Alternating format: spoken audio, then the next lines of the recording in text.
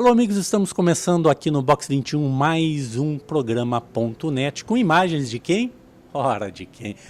Da Vídeo Ágape, do Bob Roberto Aguiar. Tá aí na tela, o telefone, o e-mail, porque ele não tem e-mail, ele tem e-mail. O nosso convidado de hoje é um homem que está em voga, é brasiliense, é o Domício Brasiliense. O nosso tema, e é um tema que já foi encomendado há algum tempo, né, Domício? Nós vamos falar sobre a ética nas relações.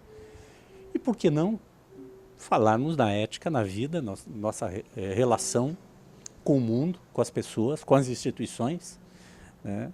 Que o brasileiro é meio avesso a isso aí. Eu não sei o que acontece. Nós acertamos... algumas pessoas dizem assim, não, corrupção é tudo aquilo que eu estou fora, porque se eu estou dentro, não é corrupção, eu defendo até o fim a legalidade das ações feitas. Então, nós vamos conversar hoje com o Domício Brasiliense, que além de tudo que sobeja o seu currículo, é que ele é colunista do site ricardolandini.net. Coisa bonita, né? Muito e está aqui, e se eu não falo isso, a Maria Ângela Amorim vai ficar só por aqui, né? A Maria Ângela reclama, né? Pô, tu não falou que é colunista do site, coisa e tal. Um dos mais vistos no YouTube, nos nossos programas, que nós temos feito já, vários programas que estão lá no YouTube. Roberto Aguiar, www.youtube.com/JR.Orlandini. É isso aí, está botando o Roberto Aguiar aí o link. Não esquecendo também que estamos falando do Box 21, né? Do meu amigo Fernando Brandão aqui, que a Maria Ângela Amorim já aprovou o cardápio aí, né? Está tudo aprovadinho aí. Né? Ela já estava aí comendo aquele pastelzinho especial. E o Roberto Aguiar, ó, baixinha, o Bob já pediu 5 pastéis, já comeu uns 4, tá? Antes de começar o programa. Mas vamos lá. Domício, na tua atividade profissional, tu é psicólogo, teu consultório, como é que tu vê essa questão nas relações?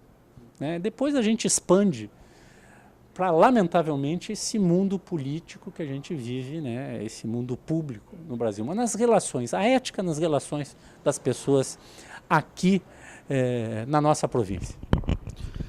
Bom, primeiro, uma coisa muito importante, né? Quando a gente ouve falar sobre ética, a gente já fica pensando, vai ser um papo filosófico? Ou nós vamos falar de honestidade, desonestidade, uma coisa que a gente já está até cansado de ouvir, né? Na verdade, ética é o que a gente está fazendo diariamente das nossas vidas. E como é que aparece no consultório? Quando uma pessoa aparece no consultório e ela não está bem, a gente vai discutir, mesmo não falando da expressão ética, a gente vai falar sobre questões éticas. O que eu considero correto? O que realmente me faz feliz? O que é ser uma boa pessoa? O que é pertencer a uma família saudável? O que é ter um trauma? Como conseguir superar um trauma? Né? Como conseguir entender um problema e tentar ser um pouco mais feliz nas nossas vidas? Tudo isso é ética. Porque nós estamos falando sempre de valores. Do que são valores para mim? O que são valores para cada um de nós? Porque, na verdade, quando a gente está pensando, poxa, como está difícil viver, né? Viver com a nossa família, viver com a gente mesmo e viver no nosso país. E tudo está impregnado de valores, alguns valores que vão mudando com o tempo, com algumas culturas, algumas questões de costumes, mas muitos valores que são aqueles que são primordiais para o ser humano, que fazem com que a gente respire bem, com que a gente viva bem, com que a gente avalie a vida da gente e entenda que a nossa vida está tendo um sentido. Então, na verdade, é isso que a gente quer dizer. Eu estou tendo uma postura ética, eu estou tendo uma vida ética, porque eu sou ético na forma como eu me relaciono com os meus pares. Cada um de nós, como se relaciona com seus amores, com seus filhos, com seus amigos. Tudo isso está envolvido com essa ética que a gente não fala, mas que está sempre embutida. Porque, na verdade, como eu me percebo como pessoa, está relacionado à ética.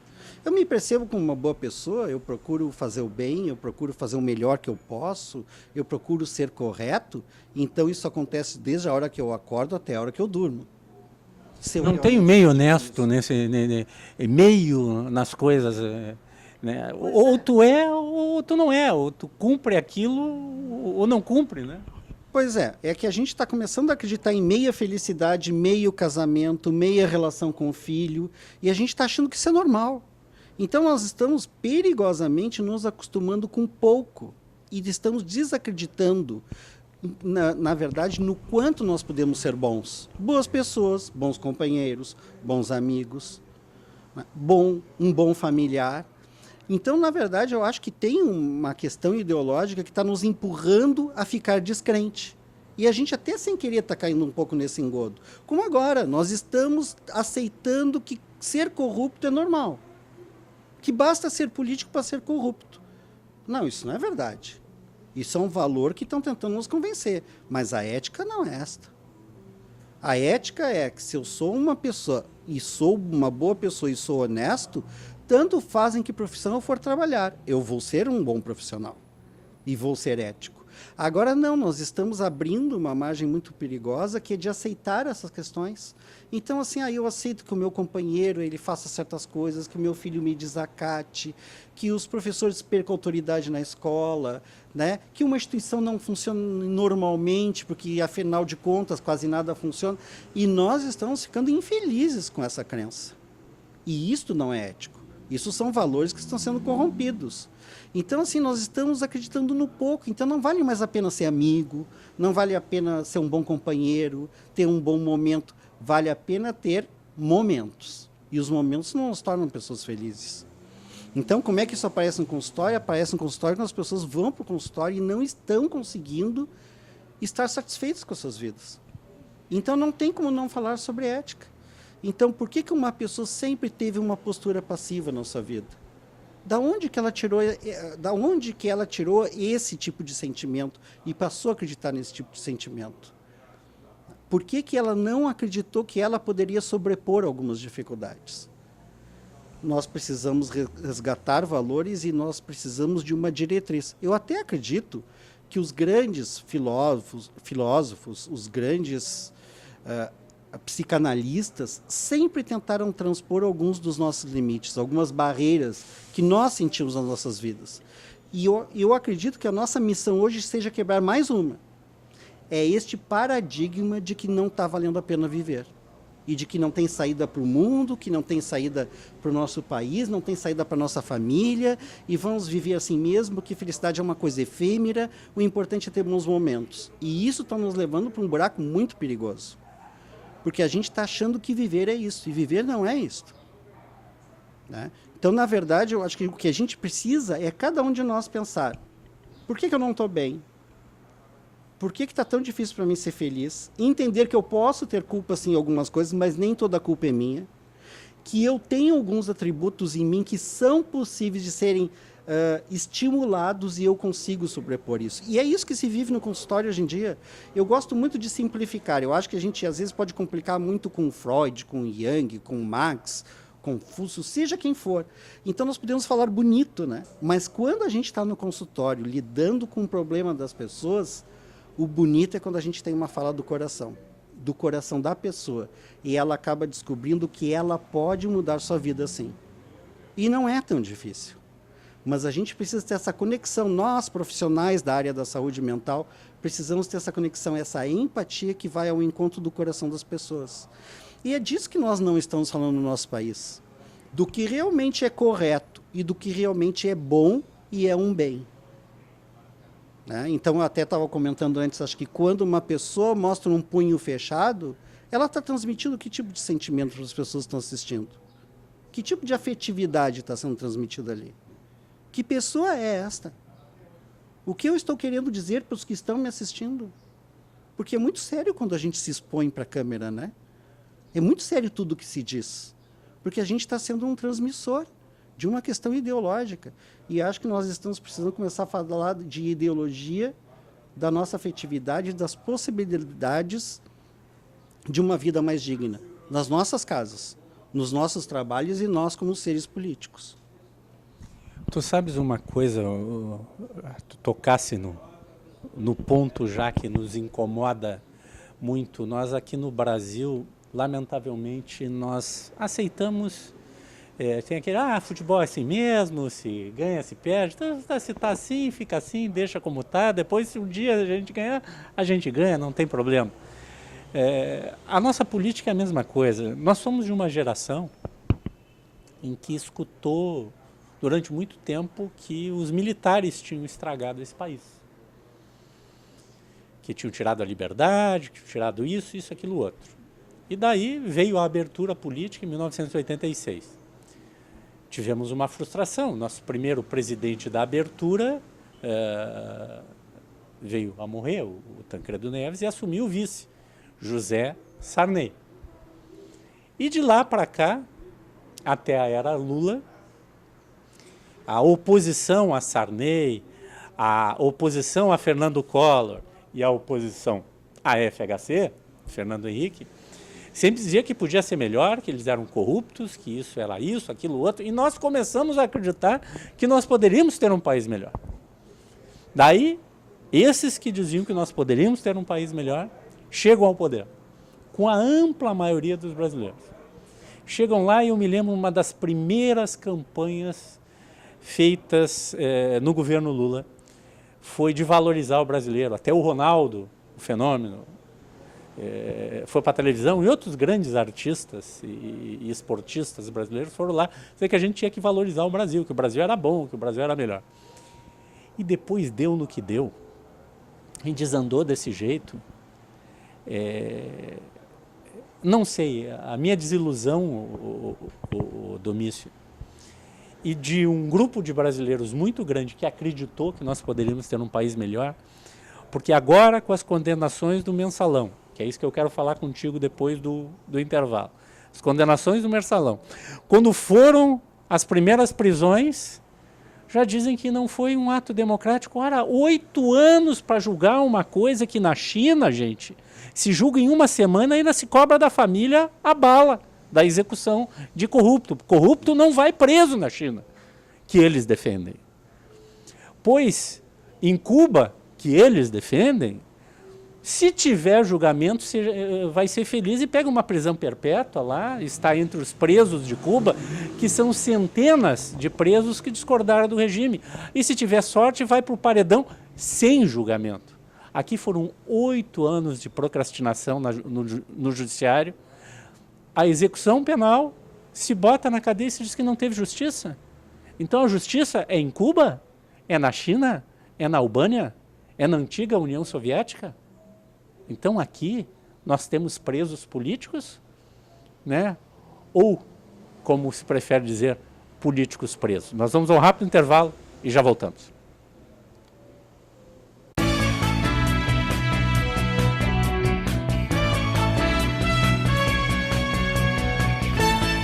Venha conhecer o Box 21, um ambiente aconchegante onde o melhor da gastronomia espera por você. Saboreie o delicioso filé à parmegiana e o sanduíche aberto Box 21. Conheça a bacalhoada, uma das tantas atrações do Box 21. Filés, peixes, vinhos, petiscos e, é claro, um chopp bem gelado.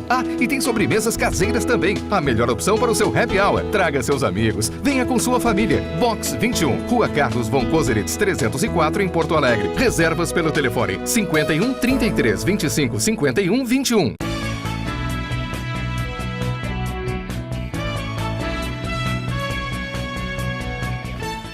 Posso abrir aqui, não apoiei o governo Lula, mas foi eleito democraticamente, a maioria dos brasileiros quis isso. Chegou lá, eles diziam que o FHC não prestava, não servia, que o Collor não prestava, não servia, que o Sarney não prestava e não servia, e desses 3, 2 são grandes aliados dele. O Fernando Collor é muito amigo do Lula, né? E o José Sarney também, né? Defende, ambos se defendem. Aliás, talvez a minha grande desilusão, né? Eu até, antes de vir gravar o programa aqui, estava olhando a ficha dos procurados na Interpol, tem 2 Malufs lá, o pai e o filho. Vocês esqueceram que o Maluf tirou uma bela foto ao lado do Fernando Haddad, do Fernando Haddad e do Lula, né? Dando apoio para o Fernando Haddad, olhem só, ser prefeito da capital paulista, né? Então, pô, o Maluf é companheiro também, está entre os muito amigos. É isso que a gente não consegue entender, gente. Isso não consegue entender. Daí a justiça brasileira, depois de 8 anos de investigações, faz o processo um pouco mais de um ano, né, Domício? Mais ou menos isso? Acho que é mais ou menos um ano. Um ano, né? Foi agosto de 2012 até agora, um pouco mais de um ano. Mandam para a prisão, são os primeiros mensaleiros vão ser presos, e daí o Brasil não consegue conviver, ou este Brasil não consegue conviver com a prisão de corruptos, de ladrões, de pessoas que foram condenadas pela justiça. Isso eu também queria entender, Domingos. Tu consegue me explicar? Pela primeira vez na história desse país, até acho uma injustiça que o Maluf está solto. O mesmo STF que prendeu José Dirceu, deixou solto o Maluf e o filho dele. Tá solto ainda. O mesmo STF que prendeu José Dirceu, deixou solto o Fernando Collor de Mello e engavetou processos de corrupção contra ele. Então, eu gostaria de entender por que essa revolta, na primeira vez nesse país que a gente vê os grandes irem em cana, né? Tem gente que está achando que é uma grande injustiça. Falasse uma coisa muito importante, todos nós precisamos acreditar. Aliás, é o que mantém a gente erguido. E a gente não pode se culpar porque acredita, a gente não pode se culpar porque acreditou na nossa companheira, no nosso companheiro, num filho. Mas nós temos problemas e nós precisamos enfrentar nossos problemas. Mas a gente não vai parar de acreditar nunca. Isso é inerente ao ser humano. E nós precisamos disso para subsistir, para ter esperança. E eu acho que uma das grandes tarefas é assim, nós precisamos, acho que, elaborar, tentar entender por que a gente se culpa e abrir mão dessa culpa. Para a gente começar a se libertar, tentar enxergar. Da minha parte, eu penso assim que tentar entender o movimento do país, um movimento político e viciado do jeito que é quase uma arrogância de tantos vícios que deve ter. Tu pensou há 15 anos atrás, tu vê abraçados no mesmo palanque José Sarney, Fernando Collor, inimigos mortais. Lembram que um falava do outro? O Collor veio logo depois de Sarney. E Luiz Inácio Lula da Silva, tu imaginou uma coisa dessa? A gente não imagina, mas nós estamos meio que acreditando que tudo é concebível. Quer dizer, nós perdemos... Eu acho que esse é o grande... perdemos a noção. Perdemos a noção, assim, a gente não se surpreende mais. Então, quer dizer, nós levamos anos nesse processo de mensalão, chegou uma hora que acho que ninguém queria mais saber desse assunto. Agora, quando um ministro determina a prisão, a gente tem uma tendência a idolatrar o ministro, que fez o que já era para ter sido feito. Há 8 anos. Há 8 anos, então, nós estamos num grande equívoco. Na verdade, a gente não está conseguindo se assujeitar das coisas. Entender que nós somos sujeitos disso tudo, das nossas vidas e como pessoas políticas. Eu tenho me lembrado muito do Geraldo Vandré ultimamente com a música Vem e Vamos Embora. E eu acho que a gente está precisando dizer um Vem e Vamos Embora para muitas coisas. Das nossas vidas particulares e das nossas vidas como cidadãos. Porque nós estamos precisando quebrar uma ideologia que a gente não está se dando conta que está nos pegando. Então, nós estamos perdendo o senso crítico da coisa. Nós estamos perdendo o movimento todo. Quer dizer, então agora ainda nós vamos discutir se eles erraram, quando na verdade é o erro que deu origem a isso tudo. Nós vamos ficar discutindo do que exatamente? Tu sabe que já circula aí que tem um grupo de gente dentro do Partido dos Trabalhadores querendo ir a Dilma, a nossa presidente, que está completamente afastada e descolada, isso aí não toca no assunto, pedir para ela dar um indulto de Natal para essa turma. É sério, gente, não é piada, é sério. Puxa, sem palavras, né? Vai dizer o quê? Vai dizer o quê para o ladrão de galinha que roubou uma galinha para dar comida para o filho e está preso? Não tem o que dizer. Vamos falar de verdades, vamos falar das nossas vidas? Que não está fácil, que é difícil, que a gente está tendo que lutar cada vez mais, competir cada vez mais, e que, na verdade, falasse de um grupo de pessoas aí que têm gerações de detenção de poder, que ficam nas famílias. Então, na verdade, eu acho que nós não defendemos bandeiras mais, nós defendemos poder. Nós não temos mais heróis, nós temos representantes corruptos. E é esse o grande perigo. E nós temos uma tendência a acreditar, então, na verdade, nós somos carentes de ídolos. Onde estão os nossos ídolos? Quem são nossos ídolos? Realmente, eu não tenho. Eu não me identifico com nenhum. É uma opinião particular minha. Não me identifico com nenhum. Eu não me sinto representado. Principalmente quando a gente vê pessoas que brigavam ideologicamente por um país mais livre e mais justo e que se abraçam, então, que sumiram, que perderam sua opinião. Né? Como agora, que posição a presidente Dilma vai ocupar? Como é que ela vai usar isso como jogo político? Né? A presidente que teve coragem de prender seus partidários, então por isso ela merece ser reeleita? É isso que vão fazer com que a gente acredite? Porque nós perdemos esse senso de nos questionarmos o que eu acho, o que eu sinto que é realmente. Né? Como nas nossas casas, o que eu sinto que eu devo fazer? Poxa, não tem mais por que permanecer com tal problema, né? Por que eu não tento me rebelar e acreditar numa vida diferente, ou reconstruir, ou construir de uma forma mais saudável a minha vida? Porque eu já não estou acreditando em mais nada. E eu acho que o pessoal, quando chega lá na urna, o pessoal vota com isso, com a descrença. Porque, na verdade, nós não temos mais ídolos. Quem está nos representando agora? É o Carlos Barbosa? Será que chegamos neste ponto? Nós vamos começar a idolatrar os que estão cumprindo com as suas obrigações? Se é que é. Né? Quem nós estamos idolatrando nas nossas vidas, nas nossas casas? Na verdade, eu creio que tudo é uma coisa só. Como eu procedo com os meus pares, no meu trabalho, os meus amigos, os meus familiares, os meus amores, é o jeito que eu voto. Não é muito diferente. Nós somos uma única pessoa. A gente pode querer complicar, tentar entender a mente, o inconsciente da pessoa, mas nós temos que entender que a coisa é simples. Quem eu sou? Como estou vivendo a minha vida? A minha vida está boa assim? Porque a gente precisa de um bairro tranquilo, a gente precisa de uma boa cidade, a gente precisa de condições mínimas de vida, e é obrigação dos políticos nos proporcionarem essas coisas, nos representarem. E nós não temos quem nos represente. Senão não precisa de democracia, não precisa de eleição, né? Não precisa. A gente contrata um síndico. Não tem tanto condomínio agora que, em vez de fazer eleição, já contrata. Tem um síndico profissional, né? Daqui a pouco a gente contrata um presidente profissional, um governador profissional, um prefeito profissional. Quem sabe a gente traz alguém de fora? Pagar bem para ajeitar tudo. Quando o pessoal fala assim que saudades... E a mamata, como é que fica? Que saudades da ditadura, eu acho que... Eu tento ser otimista, né? Eu acho que é isso que estão tentando dizer. Quem sabe alguém de fora, ou alguém com poder sem estar comprometido com tantos favores, chega e arruma tudo. Só que isso é uma ilusão. Ninguém arruma a nossa vida, né? Ninguém chega lá e ajeita os problemas que nós temos nas nossas casas. Nós temos que começar a fazer. Quebrando paradigmas. E é isso, na verdade, a impressão que eu tenho é que às vezes as pessoas leem, ouvem na mídia e acham tudo tão chato, que já estão cansados de ouvir tudo isso. Ética, valores, ser honesto, resgatar a família, resgatar o papel do professor na sociedade, tudo já virou chato.